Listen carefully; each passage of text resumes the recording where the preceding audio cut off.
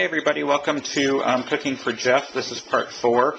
Jeff is out of town, so we're going to play around with some flavors that he might not usually appreciate and see if we can find a way to make him crave them. So we're going to start with a fattoush, which is a pita bread salad, and again brought to us from the awesome people at Cooks Illustrated, also known as America's Test Kitchen. Richard Kimball. Fabulous. Love it, love it, love it. We're going to use some whole wheat pitas that we're going to toast up. We're going to throw in some Kalamata olives, feta cheese. We're going to have some cherry tomatoes, cucumber and scallions, and we're going to have a lovely dressing of lemon juice, mint, and parsley, all mixed in some romaine lettuce. So let me pull this together, get the pita bread toasting, and start cutting up this vegetable. I'll be right back. So I've got the pita bread all torn up into half-inch pieces and then just laid out on a baking sheet. I always like to use a piece of parchment paper when I bake anything in the oven or toast instead of oil. Nothing sticks to it and it works well. So I'm going to throw this in a preheated 375-degree oven. Yeah, it's 423. And I have not cleaned the oven yet, so bear with me.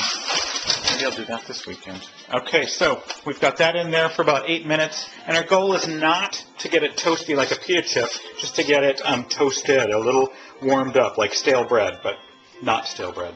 All right, now we're going to pull together some vegetables. I think first we'll do up the tomatoes. So with the tomatoes, I'm probably just going to cut them in half, and the reason we use cherry tomatoes, says Cooks Illustrated, is because there's not a lot of moisture in it. Too much moisture will make our pita bread soggy.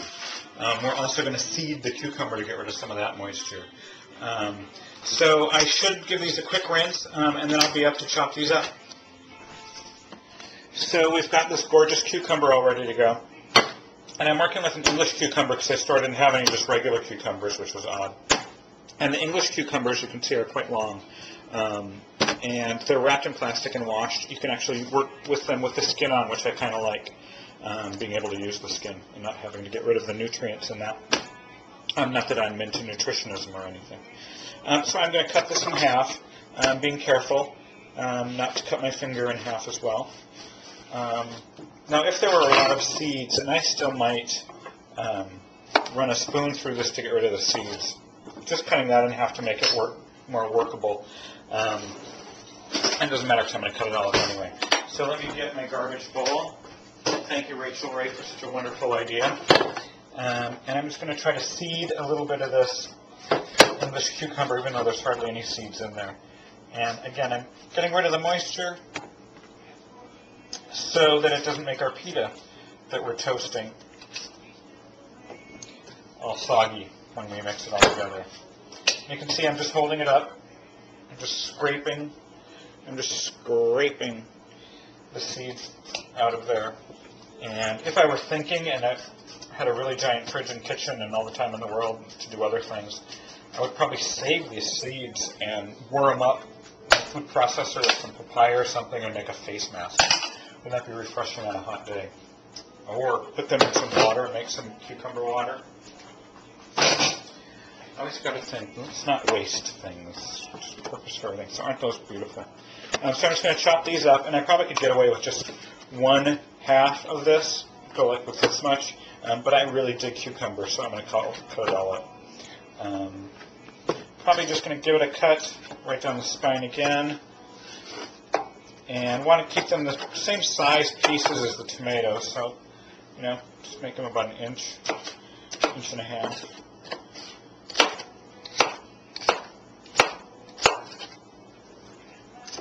Probably go a little smaller.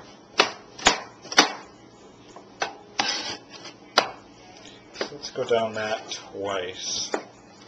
That should give us a good one.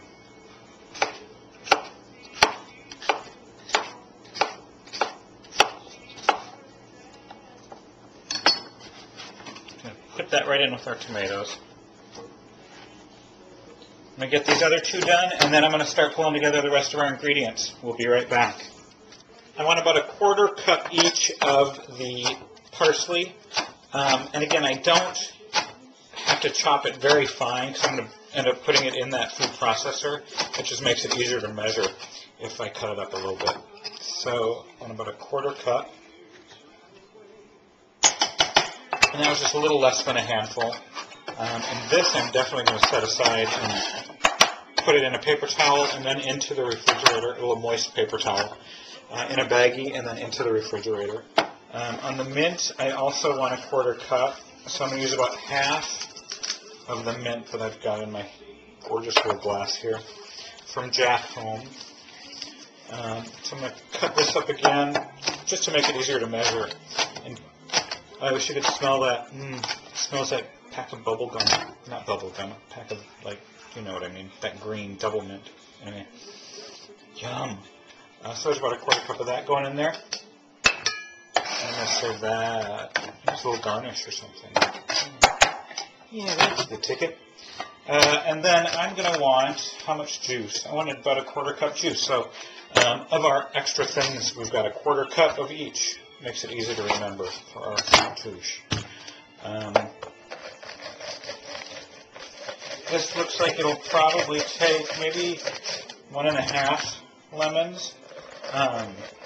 And just thinking about waste, and there's so much food and everything, I'm feeling guilty about juicing these without zesting them. And I could zest them and then put the zest in a baggie and freeze it and pull it out for, gosh, anything. Dessert, pasta sauce, all sorts of craziness. So here it is, the last one. And we're going to measure out a quarter cup and get it into the dressing with our olive oil, salt and pepper, and we're off to the races. All right, so here we go, the big finale. We've got our toasted up chips here. I actually left them in a little bit longer so you can hear they're pretty crispy. But they're not super, super crispy, so that I have to make them again. We don't want them like a pita chip, so this has a little bendiness to it. That's what we want. Here we've got all our standard fatouche ingredients, our tomatoes, our cucumber, and our scallions. Remember, we're going to jazz it up a little bit and really make it smile with the addition of some Kalamata olives. Make sure they're all pitted, and you don't want to bite into a Kalamata seed and break a tooth, because that would make you not ever like fatouche again, I think.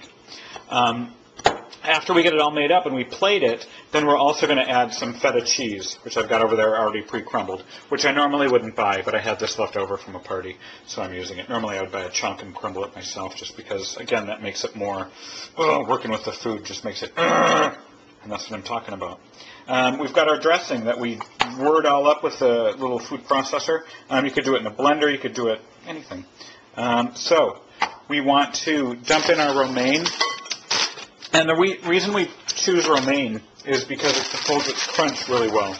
And I guess the salad's all about texture and flavor. But really, what salad isn't? That's kind of stupid to say, isn't it? So we're going to throw that in there. We're going to throw all our vegetables. Look at that gorgeousness. Stop it. And we're going to put our dressing right on top of there. I'm going to go get a spatula so we can get all that goodness out of there and not waste any of it. I'll be right back after I get this all stirred up.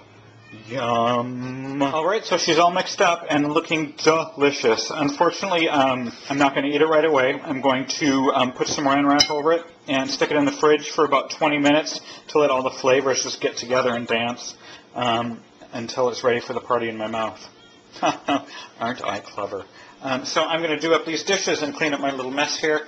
And by the time I'm done with that, I'll open a bottle of red, pour myself a glass, and it will be dinner time. See you soon. It's dinner time. So here we go. As you can see, I threw the feta cheese on top. It's all been marinating for about 20 minutes, so the pita bread's gotten nice and chewy. Yummy, yummy, yummy. I cannot wait to dig into this. So until Cooking for Jeff Part 5 comes along, we'll see you and eat well.